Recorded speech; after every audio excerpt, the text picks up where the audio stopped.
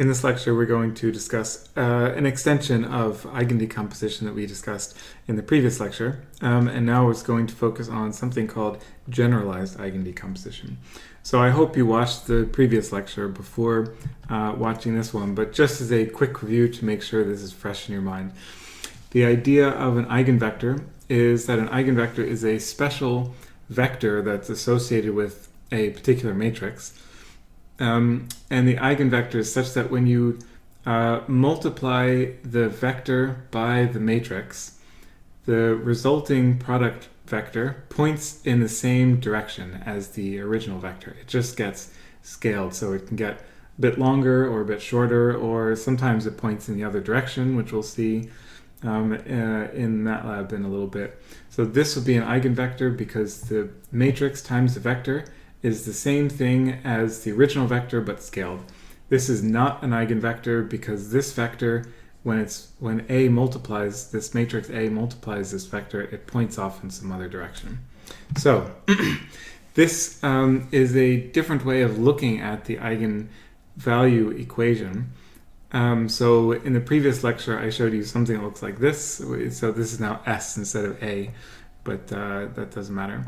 So here is A or S W equals lambda W. And so this is the matrix version. So this is a matrix of eigenvectors. So the vectors are contained in the columns of this matrix. This is the data covariance matrix. So this is the channel by channel covariance matrix that we obtained by computing the data matrix times its transpose. And then each one of these little guys in the diagonal is the eigenvalue that corresponds to each eigenvector.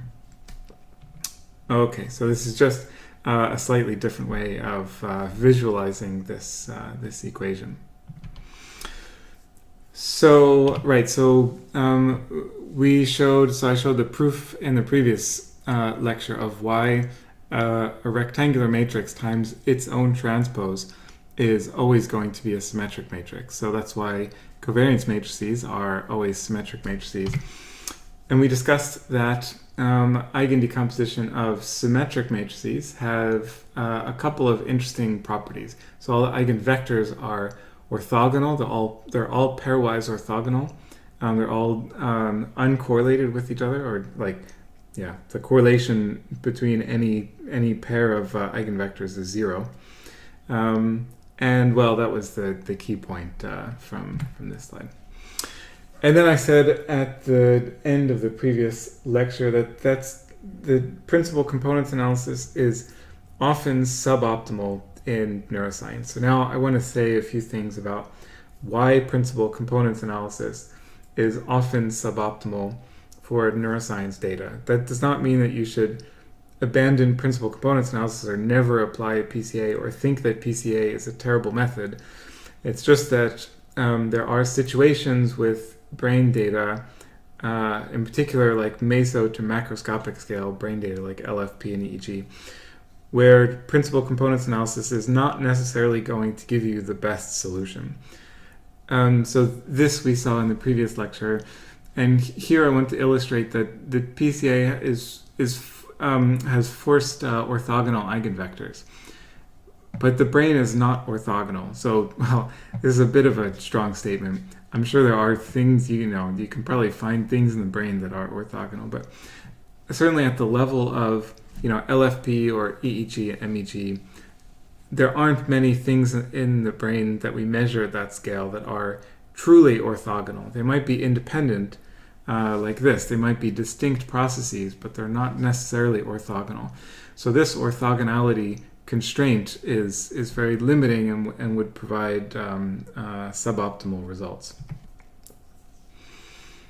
Similarly, principal components necessarily point in the direction of the biggest amount of variance in the data, but it might not necessarily be the case that the interesting things that we're looking for in the data are correspond to the biggest components. And this is nicely illustrated in this figure, where the PCA would tell you that this is the important component, which is, that's kind of true from the perspective of the PCA, but from our perspective as scientists interested in the experiment, maybe this, this might be not very interesting. This could be just a result of like volume conduction, that two different electrodes are strongly correlated with each other. And maybe the thing we really want to find is this color gradient. And so the principal components analysis is not going to identify this as easily as we would like. And principal components analysis is also a blind source separation analysis. Blind meaning you just give the algorithm the data. You don't give it any kind of guiding restrictions or any a priori constraints that will tell the algorithm sort of what you're looking for in the data, what you would like to see. But wouldn't it be nice, sometimes there is a very strong a priori hypothesis for what we want to find. So maybe we want to find a pattern of covariance in the data that maximizes power at some frequency band relative to other frequency bands. Or maybe we want to find a component, a spatial filter that maximally differentiates activity between different conditions. So this would be like incongruent versus congruent trials in this, Stroop task, this cognitive control task. And there's a bunch of other examples that we could go through that would look something like this. But the point is that maybe we don't want to use a totally blind source separation technique. Maybe we want to do something that's a little bit more guided. The solution that I'm going to discuss today is something called generalized eigendecomposition. This is definitely not the only solution to these kinds of problems, but it's a fairly straightforward method, and it's pretty robust, and it's also fairly easy to grasp. So we started with this equation. This is our eigenvalue equation. So matrix, and we pretend, or we just assume from now on that this is a covariance matrix. Times vector is the same thing as a scalar times a vector. So this is our Eigen Vector. This is our eigenvalue. And now, so we're going to be using, so we did this with PCA in the previous lecture, and we'll do this more today. So we're going to use this vector x as a spatial filter, and we want to create a component of the data that combines all of the activity from all the electrodes in kind of a smart way. So this is like the normal eigendecomposition, and now what we want to do is something called the generalized eigendecomposition, and it basically just means that we add another matrix here. And what we want to do is something like this. So now I'm calling this S because this is like a covariance matrix from signal, and this would be a covariance matrix from a reference.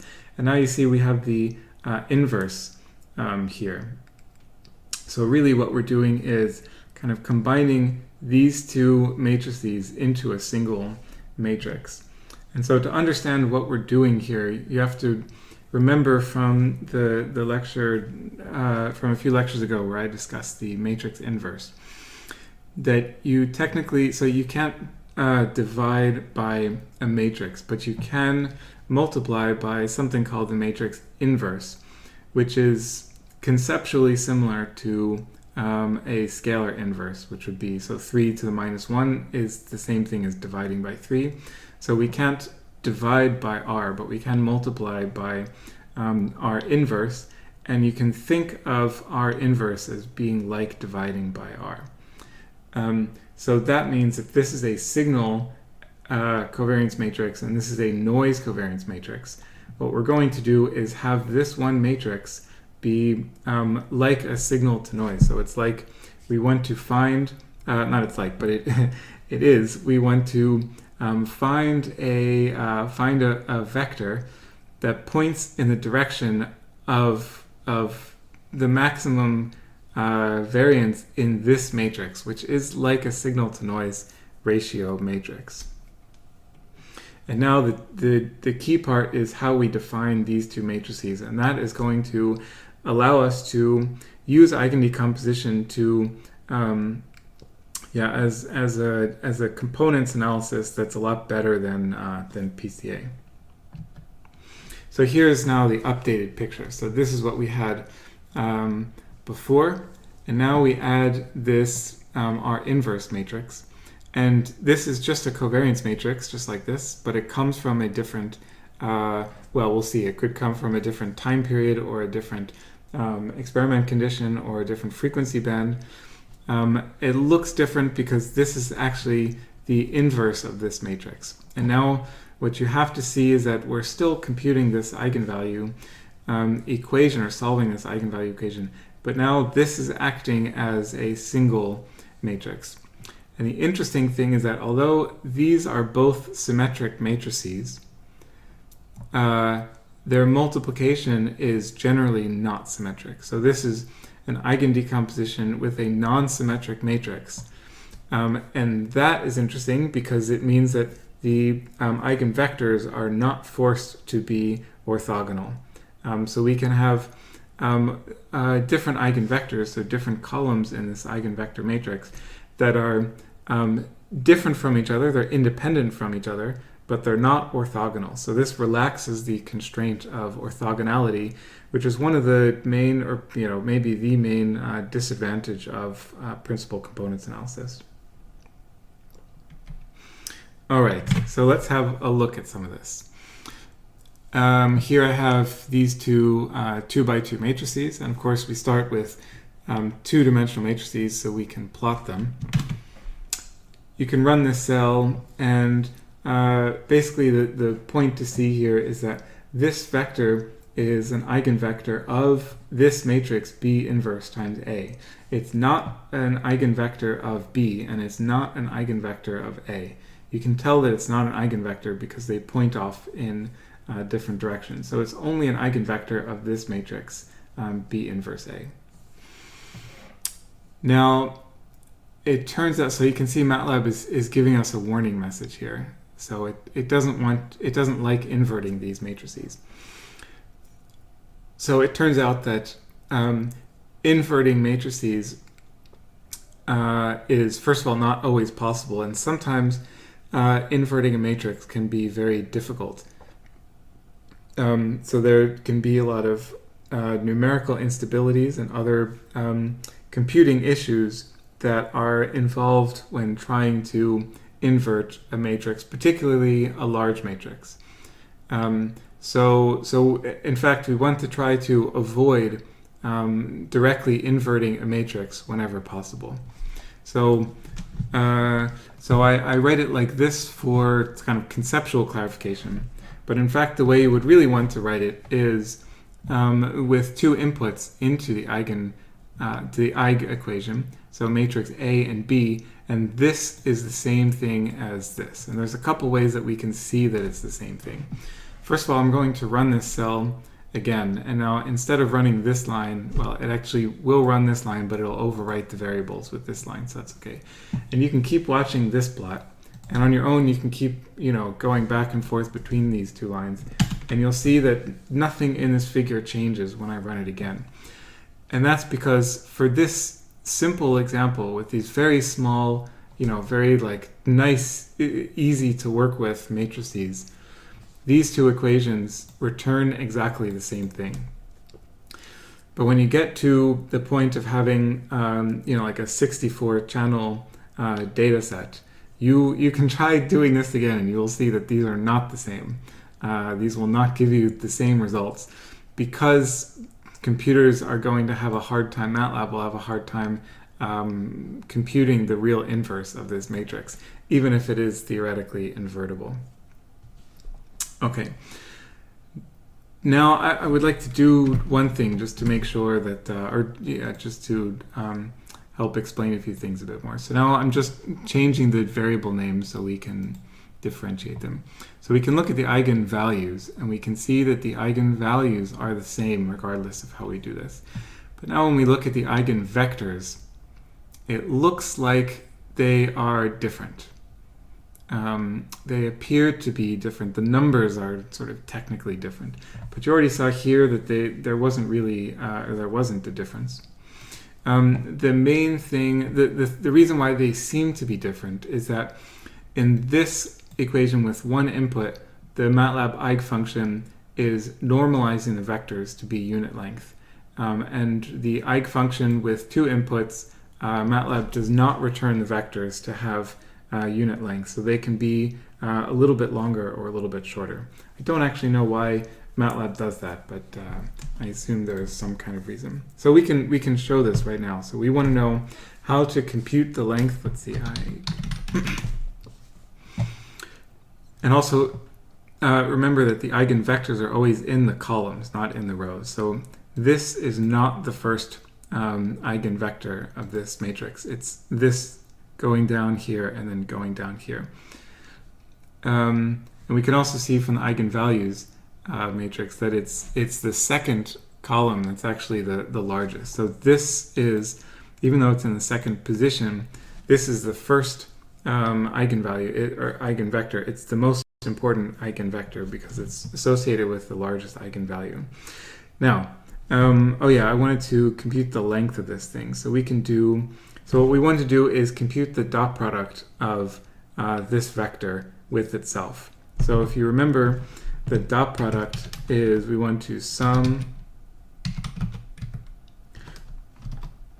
I want to do like this. So here we square all of the, so we square each element in this column, which means we just multiply each element by itself. So this times this, and this times this, and then we sum them together. You can see that's 1. Technically, this is not the length. This is actually the length squared. So we need to take the square root of that, but of course the square root of 1 is 1. And now you can see that the second eigenvector equation, which came from this more general implementation, is not unit length, so it's a little bit longer than unit length. So these are, although they look like they're different, they're actually the same vector. It's just that one is normalized and one is non-normalized. All right, so I think that was all I wanted to say here.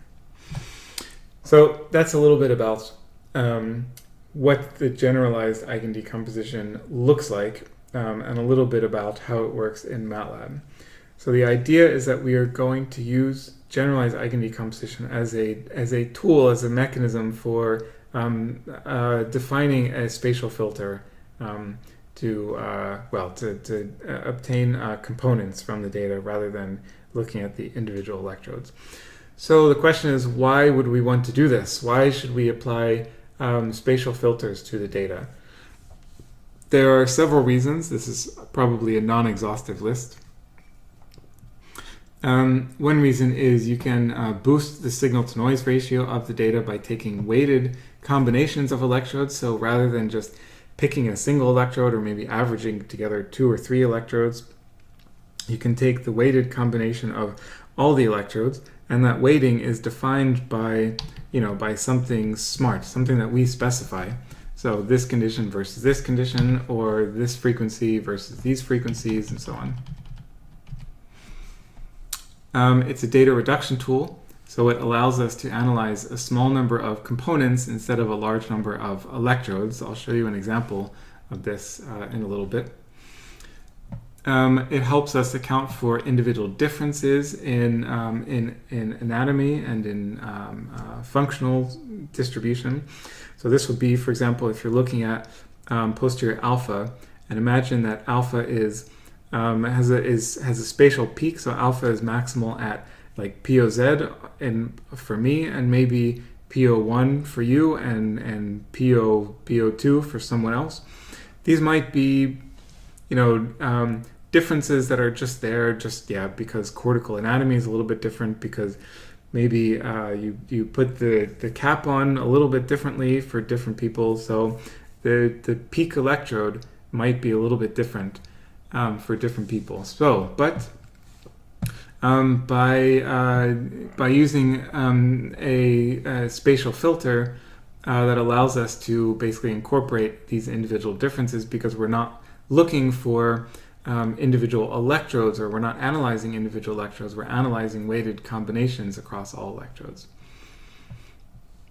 Spatial filtering can also help identify patterns in the data that might be difficult to otherwise isolate. And here you can think of, by analogy, temporal filtering. So if you think about, let's say a high frequency activity, so gamma band activity is generally not visible directly in the data themselves, so in the raw data.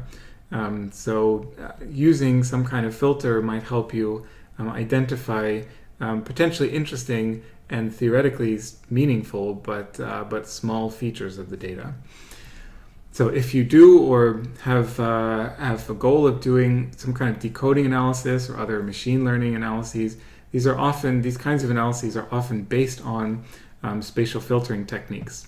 And it also allows you to identify large-scale networks that are sort of larger than an individual electrode. So these are just a few motivations for why you would apply the kinds of analyses that we will now see. All right, so we're going to do a few examples. This first example is going to be from this is a spatial filter that's specifically designed for something called the steady state visual evoked potential, or SSVP. This is where you flash a light or some other sensory stimulus reliably at a particular frequency, and you see an increased brain response. So here we see there was a light that flickered at, so the computer monitor flickered at 15 hertz. And here you see the power spectrum from some posterior electrode. So you can see this strong endogenous alpha, and then you also see this peak at 15 hertz. And of course, this is coming from the monitor, which is flickering at 15 hertz. Now you can see that this 15 hertz, so this is the topography of power at 15 hertz, and you can see that it's present at many different electrode sites. So, which electrode should we pick? And it's not really clear if this one is the best or this one is the best. Maybe some of this is a little bit because of noise. So what we want to do is find a spatial filter that will boost the 15 hertz activity, or help us isolate the 15 hertz activity. So now what we're going to do is a generalized eigendecomposition using a covariance matrix from data that have been filtered at 15 hertz. So that's our S matrix, or signal covariance matrix. And then the reference matrix will be data that are filtered sort of below 15 hertz and above 15 hertz. So this would be something that looks like this. So here you see our familiar generalized eigendecomposition equation. And then we're going to take the vector with the largest, the vector from this matrix that is the corresponding largest eigenvalue from this matrix. Multiply each of these, so this vector will have the number of components corresponding to the number of electrodes, and then we multiply the time series data from each electrode by this weight vector, and then we sum those all together. This gives us a single time course, and you can see the power spectrum of this time course is the 15 hertz component is peakier, it's bigger compared to here, and also the alpha activity got suppressed in part because we're isolating the components a little bit better. And this is the forward model of the spatial filter, and you can see it just somehow looks visually nicer, I guess, than the electrode data. All right, so I guess before we do the MATLAB, here's another example of a different way. So this was a way where we were really isolating a very narrow band activity. Here, it's actually not that different. We're isolating a slightly wider band. So here it's data around 6 hertz and around 13 hertz. So this is now the component that maximizes, or the component that maximizes power at 6 hertz and the component that maximizes power at 13 hertz. And now what we do is take again, a weighted combination of all the electrodes according to the weights for the 6 Hertz activity, and we get a broadband time series. So this is not the filtered data, but then we can perform like a normal time frequency analysis on these data. So this is the component that's optimal for 6 Hertz and 13 Hertz. And now, so here are the power spectra. And now what I did here was apply Granger causality analysis to these two components. And just to be clear, this is not causality or not a Granger analysis done between theta band activity and alpha band activity. This is actually unfiltered data. That is to say, it's temporally unfiltered data, but it's spatially filtered data according to a component that maximizes power at 6 Hertz and 13 Hertz. Whew, this stuff gets very confusing to talk about because we mix, we have to talk about temporal filtering and spatial filtering and so on, but I hope you get the idea. All right, so now let's take a look at this in MATLAB. So the first thing we're going to do is load in this SSVP data. It's good to make sure, so even though we're not going to actually invert any matrices, we're going to be asking MATLAB to do quite some computations on these data. So it's good to have your data in double precision. That just helps the analysis run. Okay, so this is for the SSVP data. So first we see, let's see. So here you see topographical maps at 10 Hertz. So there was a stimulus flickering at 10 Hertz and a stimulus flickering at 12.5 Hertz. And in one condition, so in condition 1, you can see we have 2 conditions here. In condition 1, the subjects were told to pay attention to the stimulus that flickers at 10 Hertz. And in condition 2, the subjects were instructed to pay attention to the condition that to the stimulus that flickers at 12.5 Hertz. So you can see, even though there were these 2 stimuli with these 2 different frequencies on all the time, the power spectrum is not equal between these 2 because there's a modulation by attention. So this is actually one of the reasons why people study the SSVP. But that's sort of not relevant. Basically what we want to do now is find a component that will maximize the activity at 10 Hertz relative to activity at other frequencies. So here you can see the topographical maps of power. So this corresponds to this peak here. This would be the target. And then this peak here would be for the flankers. These are, this is the attend and the ignore condition. And this is just the average of these 2. So, you can still see this electrode selection problem again here, that it's clear that there is an effect at posterior electrodes, but it's not really clear which electrode would be the best. And wouldn't it be nice if we could take, the average of various electrodes, but a weighted average according to how much they're affected by the SSVP and so on. And this is our goal here. Oh, there's another piece of code in here that I wanted to illustrate, and this is very short. This is just about using or making sure you have the appropriate frequency resolution.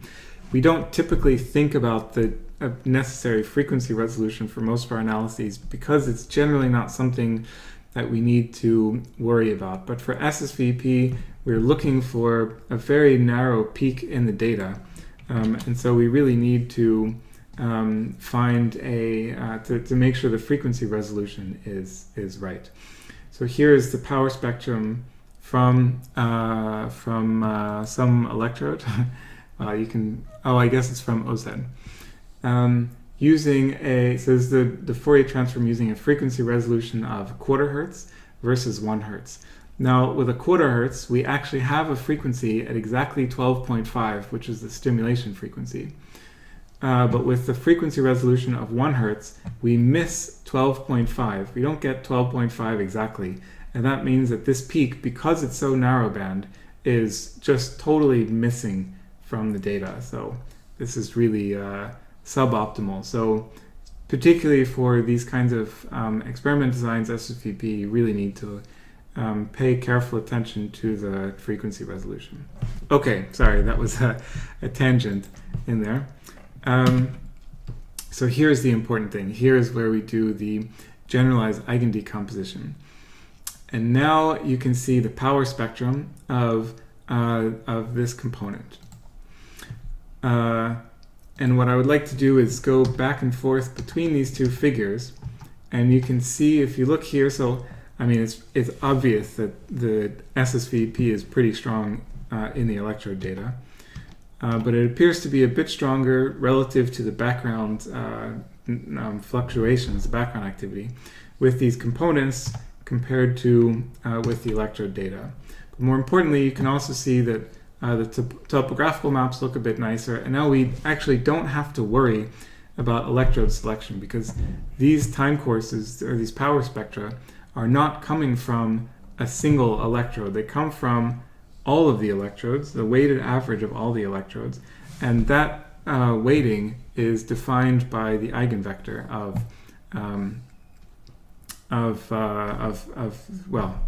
from the analysis. So how did we do this? Here's how we did this. So for each component, so we do this separately for the condition. We do this separately for the two conditions.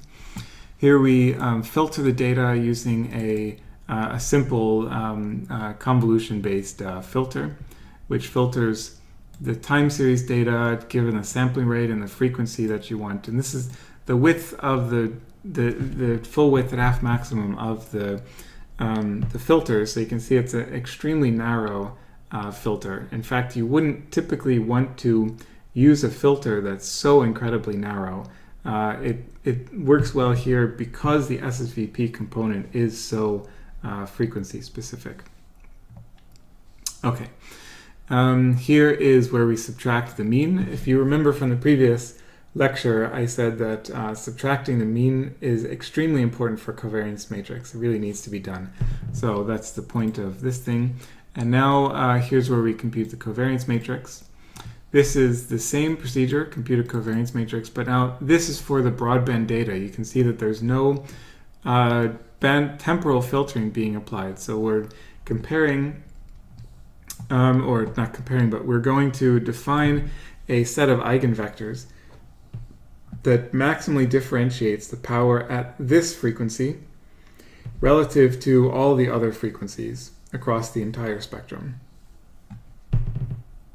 Okay, so there's more details in here, but I'll let you look through this code, and I'm sure this lecture is going to go on for a while. I don't want it to be too incredibly long. And I also should say a lot of this code in here is things that we've covered in previous lectures, like the Fourier transform and things like that. All right, so let me see. All right, so before getting back to MATLAB, so there's another example that I'd like to show you. And now what we're going to do is define a spatial filter based on maximizing the difference between two different conditions. So here's another data set. CE is for correct and error. This is a data set taken from a speeded reaction time task where the subjects made mistakes sometimes and they were correct most of the time. And what I have here in these data are 125 correct trials and 125 error trials. And now the goal of this analysis in this cell is to define a spatial filter that maximally differentiates the EEG data from correct responses compared to error responses. And we're going to look for this specifically at 6 Hertz because there's a lot of literature showing that delta theta band is important for error processing. So here's the results. So let me first show you the code. So we filter the data at 6 Hertz. In fact, this is not really very good programming on my part because now we've overwritten the data by a filtered version of the data. So once we do this, after running this line, we can never get back to the raw data. We could never we couldn't try this with another filter or another filter setting. We'd have to load in the data all over again. So actually this is bad programming, but that's okay. So here we compute the covariance matrix of only the correct trials, so that's the first 125 trials. And here is the covariance matrix only from the incorrect trials, the error trials. That's the next 125 trials. And again, I would like to explicitly point out that I'm subtracting the mean here, which is very important for appropriate interpretation, in particular of the largest component. And now here is our generalized eigendecomposition, where we want to find a set of vectors that maximally differentiates the covariance matrix from the error trials versus the covariance matrix from the correct trials. All right. So here it is. Actually, it looks very nice. So this topographical map looks beautiful. The projection is the forward model of the filter is maximal at FCZ, which is where it should be. It's based on literature. And now when we look at this is the power time course, so it's not the ERP, it's the power at 6 Hertz between errors and correct trials. And well, it looks beautiful, right? It's massive for errors and basically nothing for correct trials. So there's a couple of things I would like to point out here. One is if we change this, so first of all, I encourage you to as always, of course, to play around with this code and test out different things. You can just comment this whole line, and that repeats the analysis for the broadband activity, which doesn't really look very nice. It still differentiates them, but the topographical map is, I don't know, sort of not quite something like what we would expect. This is because of something called overfitting, or it's largely due to something called overfitting, which I'm going to talk about in a little bit. But you can also try changing these frequencies. So let's go back to 6 because it looks really nice. But now change it to 5. And oh, maybe it was 4 Hertz where it does this. Yeah. So now we get a similar result. Of course, it's not identical because we have a different, we're focusing on a different frequency. But all of a sudden the component switched, so now it's blue. So what does that mean? Does that mean more for error or more for correct compared to error? I mean, it's obviously not what's going on because this is still going in the right direction. So why did this turn blue? The reason why it turned blue is that the direction of a component is generally arbitrary.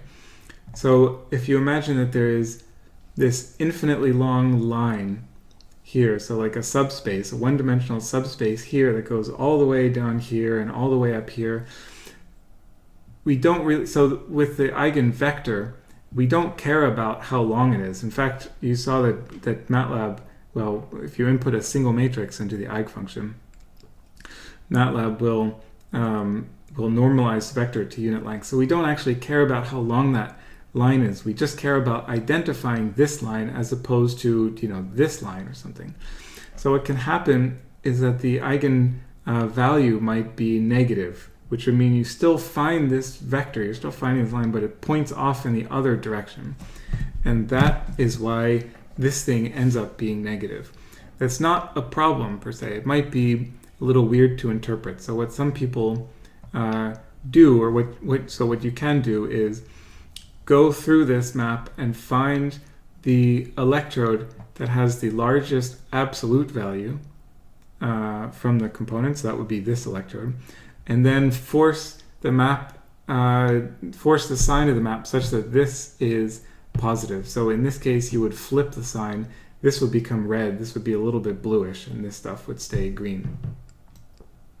And when you would apply the same procedure here, that wouldn't change anything because this would be the largest electrode, or the electrode with the largest value, and it would still be red. Okay, so that's just a bit of a side note. All right, so now this seems really great. So I showed you 2 examples. One that's comparable to this. We didn't actually implement this method per se, but we did something analogous to it. And I showed you something like this, where we form a spatial filter that maximally differentiates between these two conditions.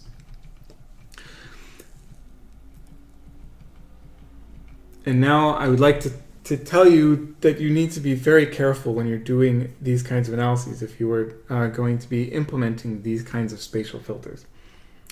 The reason why you need to be careful is that there's a significant danger of overfitting, which means that you are just fitting the data to patterns of noise, and it's not going to be generalizable to other data. So here's what we're doing. We have this fancy technique called generalized eigendecomposition, and really what we're doing is we're saying find the biggest point in this space.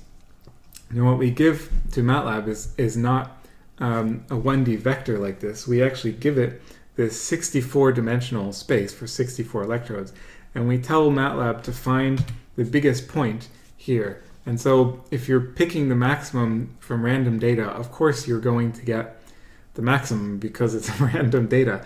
So in fact, these are random data. This is, meaningless random data. So the fact that this point is higher than this point is really not interpretable, because this is just coming from noise.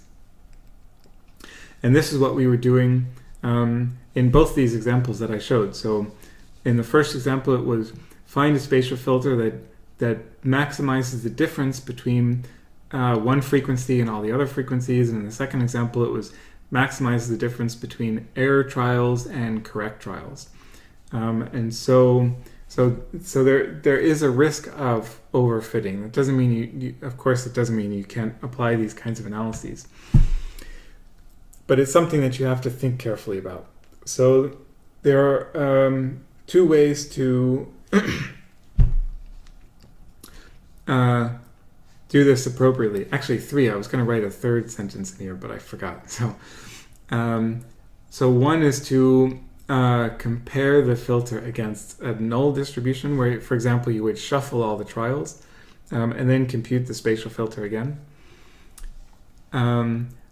Two is to create a spatial filter from independent data. For example, this might be data from a different task or a different condition. So then the spatial filter is applied to data that it has never seen before. A third solution is to compute the spatial filter from data that's somehow orthogonal to the condition comparison that you're specifically looking for. And I will show you a specific example of this in MATLAB in a minute. And I would like to draw your attention to the other lecture that I have about avoiding circular inference. That was specifically designed for statistical analyses and time frequency analyses, but the same general concepts apply. So in general, overfitting, particularly with these kinds of spatial filtering techniques, it's easy to do, but it's also easy to avoid, and it's just something that you have to be aware of this issue. You have to be cognizant that this can be a problem. And you have to think very carefully about whether you're filtering the data or defining the spatial filter in an appropriate way. And the test that you want to do is always think about, what if these were just random data? Would I still get a result that looks like this? And in this case, we find our filter that maximizes the biggest from the smallest point. And yes, with noise, we would still get a filter that gives us a big distance. So if you think about these issues, then you should be able to get around them.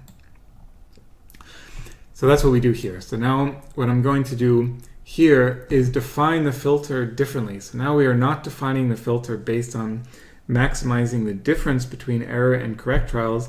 We're going to find a filter that just maximizes power at 6 Hertz across all trials, so across both conditions. So now the way that we're defining the filter is not related to the way that we are going to apply the filter. So this you can see here. So now, of course, we have to load in the data again, right? Because up here I overwrote the data with filtered data. So first we compute the broadband covariance matrix. Oops, that's not supposed to be there. It's supposed to look like this. So we want to do this blind to all the conditions. So we compute the covariance matrix from the broadband data, from all the trials, and then we filter again at 6 Hertz, and then we compute the covariance matrix in theta at 6 Hertz. And again, it's over trials. So now we are computing this spatial filter based on all the trials, and then we're going to create a plot that looks like this again. And so you can see that the component looks well, the sign is flipped, so we would want to add in an extra couple lines of code to flip the sign. But it's also interesting to look back and forth between these two results. So you can see, so first of all, the y-axis is not directly comparable, so you shouldn't pay attention to the y-axis, but you should pay attention to the relative shapes. You can see here that all the sort of correct related activity is really suppressed. There's almost nothing. Whereas here there is a pretty robust theta band response, 6 Hertz response on correct trials. It's still much bigger than error trials. So I would say this is difficult to interpret because although we know that there is a real effect in here, there's also a bias in here. And this is not a biased analysis.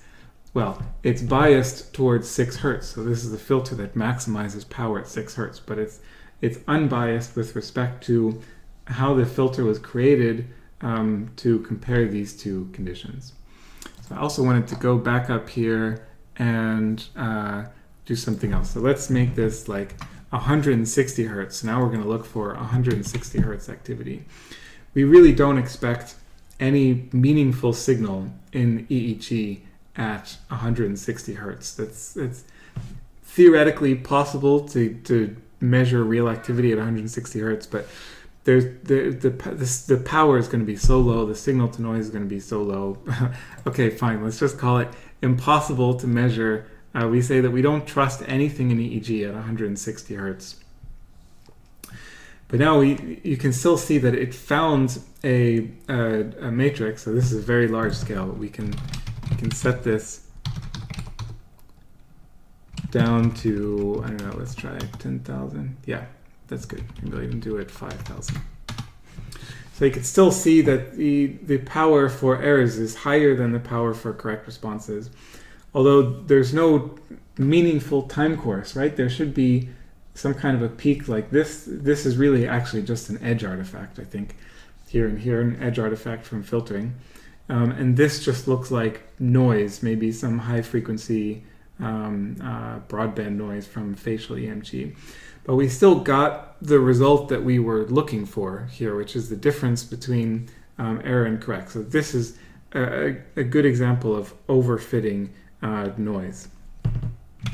So again, I don't want to dissuade you. These kinds of components analysis can be very powerful and very insightful, but they need to be done in a careful and meticulous and thoughtful way.